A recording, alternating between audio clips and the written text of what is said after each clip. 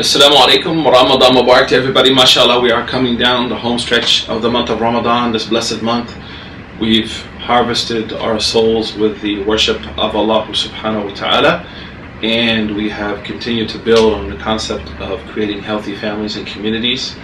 And now we're going to talk about this community of the Muslims, the Ummah of the Prophet Muhammad ﷺ. There's so many beautiful narrations of our beloved messenger about the greatness of his community, the beauty of his community, especially the later ages of his community. Oftentimes people get down, they get depressed because they think we're so far away from the special time of the Prophet and his companions, where that's not the case. And the proof of that is the month of Ramadan. We see that more than 1 billion people fast this whole month. This is unheard of.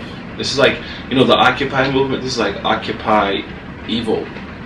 It's refuted 1.6 or 8 billion people, excluding the children, of course, are all gathered together to fast. So the person who maybe was far away from Allah this whole year, the person who was close to Allah subhanahu wa ta'ala, they all become one. So that's a sign that there's a lot of good. There's a lot of good in the Muslim community. There's a great amount of good amongst us, alhamdulillah. So number one is we should feel the blessing and honor to be part of this community. Number two, we should work to maintain the unity of our community. We should try to avoid differences. So every year before Ramadan and after Ramadan, people fight and argue about the moon. When should we start fasting? When should we stop fasting? And obviously, to many Muslims within our community, we look acutely ignorant when we do that, but as well as people outside of our community. I remember in the 90s, there was an article in the Denver Post that said, when will Clinton balance the budget? And the cartoon said, when Muslims can agree on the moon for Ramadan and Eid. We've become the blunt of people's jokes. And I know certain people might want to push this or that agenda, but both of those opinions are found. Whether to use calculations, whether to use the naked eye, both opinions are found in our tradition, and we should have great respect for each other. We shouldn't allow these differences to happen, because what happens, Shaitan, he knows he's going to jail. His public defender is going to pick him up and drop him off in the county jail for 29 or 30 days. So he's going to try to put something in the hearts to make us differ during the whole month of Ramadan. He's going to outsource it. So one of the things he does is the first 5 or 6 days, people are going to argue about these little issues. The moon, how many numbers should we pray for Taraweeh? Trust me, these are all very simple things. These are things that should never have been made complicated. Because what happens is we expand our capacity towards those things and we neglect the major issues. So number one, try to avoid differences around fiqh issues, where people put their feet, where they put their hands. None of the scholars even considered where you place your hands to be from the sunnah. It's from hayat as-salah. Imam Shafi said, فَإِنْ يُرْسِلَهُمَا فَلَا بَأْسٌ بِذَلِكَ. He said, even if someone prayed like this, Imam Shafi'i said in the there's no problem with that. So we shouldn't make these little things into cancerous tumors that divide our community. Number two, we should not talk about other communities, other leaders, other community members in a bad way. Oh, these people are like this, people are like that.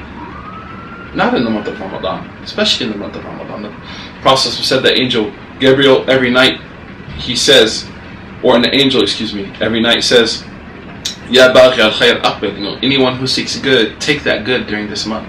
So why would I waste my time talking about other people, slandering other people? We know that the Prophet ﷺ, 2 women were brought in front of him and they vomited blood.